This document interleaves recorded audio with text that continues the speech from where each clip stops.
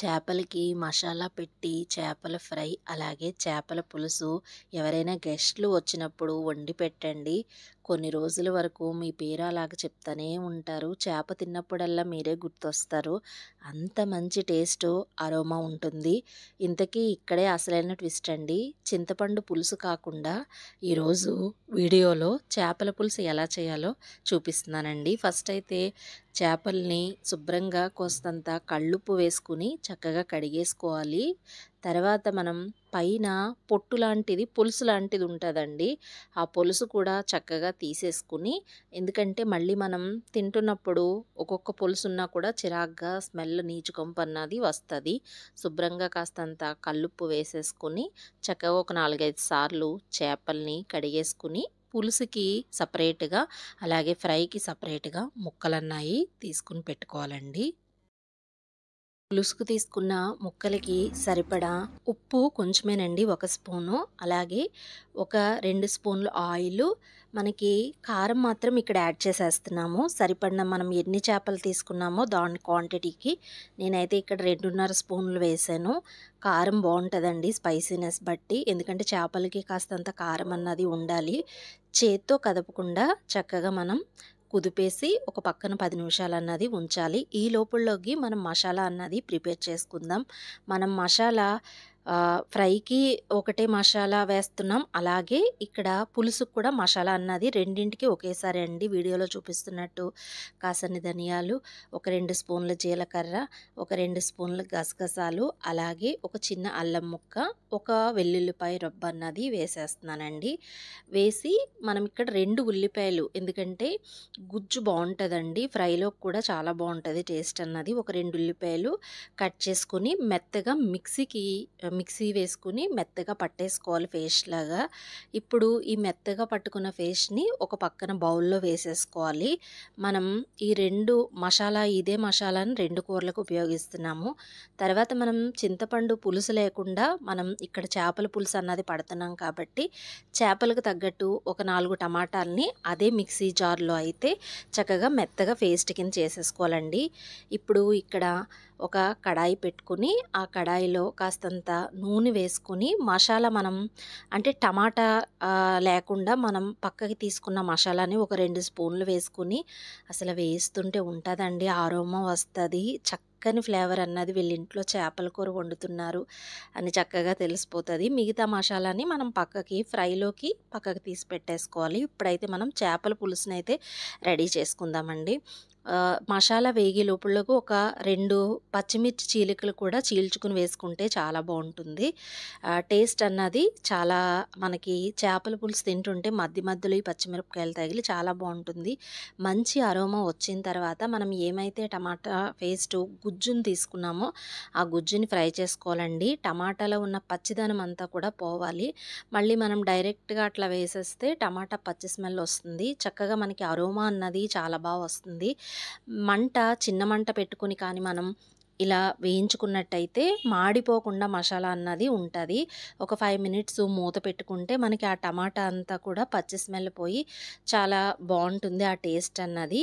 ఇప్పుడు మనం ఏదైతే పక్కన తీసి పెట్టుకున్నామో చేపల్ని, ఆ చేపల్ని వేసేయాలండి. మనం ఆల్రెడీ చేపల్ని శుభ్రంగా కడిగేసుకున్నాం కాబట్టి దీంట్లో మనకి ఇంకా నీచుకంపు అన్నది రాదు. మొత్తం దాంట్లో ఆయిల్ కూడా వేసాం కాబట్టి కొంచెం వాటర్ వేసుకుని, మనకి ఇక్కడేనండి అసలైన టేస్ట్ వచ్చేది. మనం టేస్ట్ అమాంతం పెరగాలంటే ఇక్కడ మనం వేసిన తర్వాత గరిటెతో మాత్రం అస్సలు కదపకూడదు.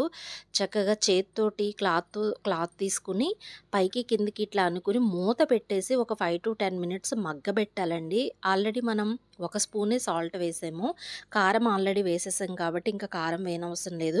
టేస్ట్కి తగినంత సాల్ట్ వేసుకుని ఇక్కడ మనం మగ్గబెట్టాలండి. చేప మనకి ఎంత బాగా మగ్గితే అంత టేస్ట్ అన్నది పులుసులోకి వస్తుంది.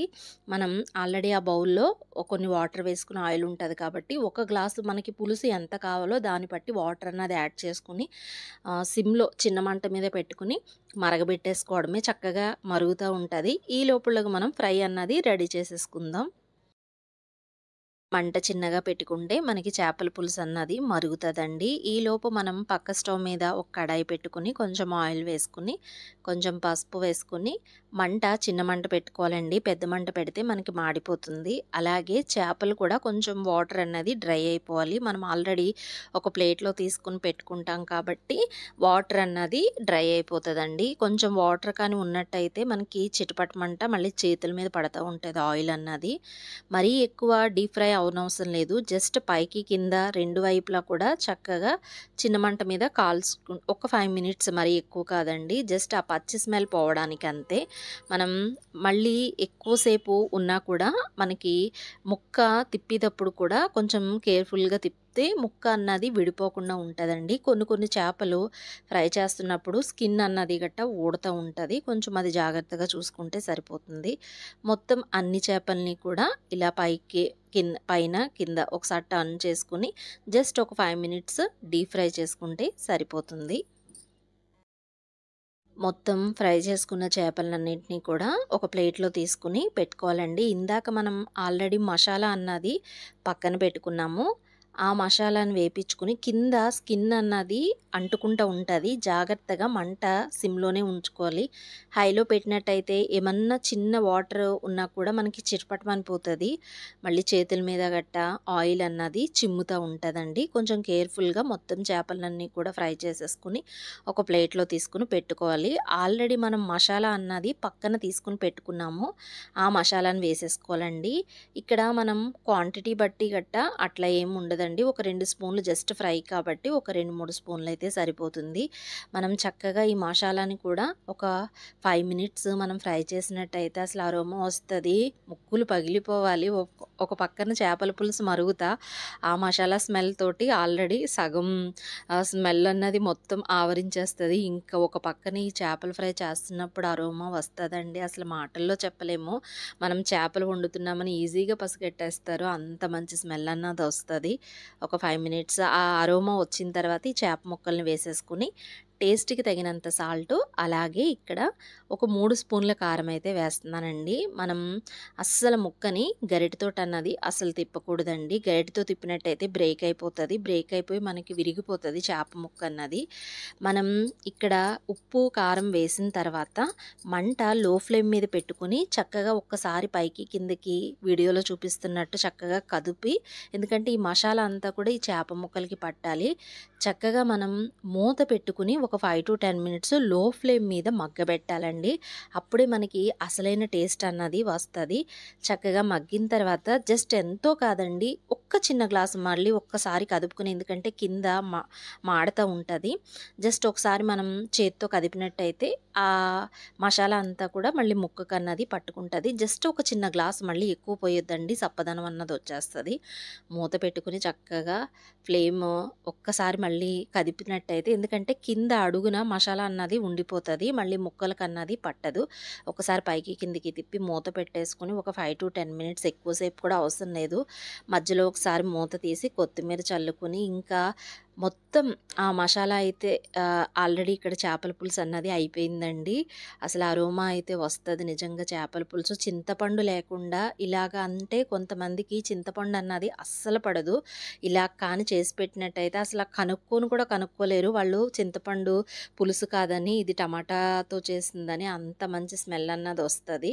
చక్కగా ఒక పక్కన పులుసు అయిపోతది. ఈ లోపుల్లోకి మనం చేపల్ని కూడా ఆల్రెడీ కూర పెట్టేసాం కాబట్టి లో ఫ్లేమ్ మీద చక్కగా ఈ చేపల ఫ్రై కూడా మగ్గుతా ఉంటదండి. నిజంగా ఈ 2 మీరు ఒక్కసారి ట్రై చేసి చూడండి. నమ్మరు, అంత టేస్ట్ ఉంటది. ఆల్రెడీ మనకి ఆ స్మెల్లు కూర బాయిల్ అవుతున్నప్పుడే ఆ అరోమా వస్తది. ఇంకా ఆహా అనాల్సిందే, నేను చెప్పడం కాదు. మీరు ట్రై చేసి ఎలా ఉందో తప్పకుండా నాకైతే షేర్ చేయండి. ఒక పక్కన చేపల పులుసు అయిపోయింది. మనకి కొంచెం వాటర్ అంతా కూడా డ్రై అయిపోవాలండి. అప్పుడే టేస్ట్ అన్నది ఉంటది. ఆల్రెడీ మూత తీసేసి ఇంక మూత పెట్టకూడదు. మూత పెట్టినట్టయితే మనకి ఆ చేపకున్న టేస్ట్ అన్నది పోతది. చక్కగా మొత్తం డ్రై అయిపోయేసిన తర్వాత, మరీ అంత డ్రై కాదండి, ఎందుకంటే అన్నంలో కలుపుకొని తింటుంటే ఆ రుచి ఇంకసలు అద్భుతం. ఒక్కసారి చేపల ఫ్రై ఇలా చేసి పెట్టారంటే మళ్ళీ పులుసు జోలికి అస్సలు పోరు. అస్తమాను ఫ్రైయే కావాలంటారు. అన్నంలో వేసుకుని తింటుంటే ఆ మసాలా చేపకి పట్టేసి అన్నంలో కలుపుకొని తింటే ఆహా అనవలసింది. తప్పకుండా సబ్స్క్రైబ్ వీడియోస్ నచ్చినట్టయితే తప్పకుండా లైక్ చేయండి, షేర్ చేయండి, సబ్స్క్రైబ్ చేయడం అస్సలు మర్చిపోకండి.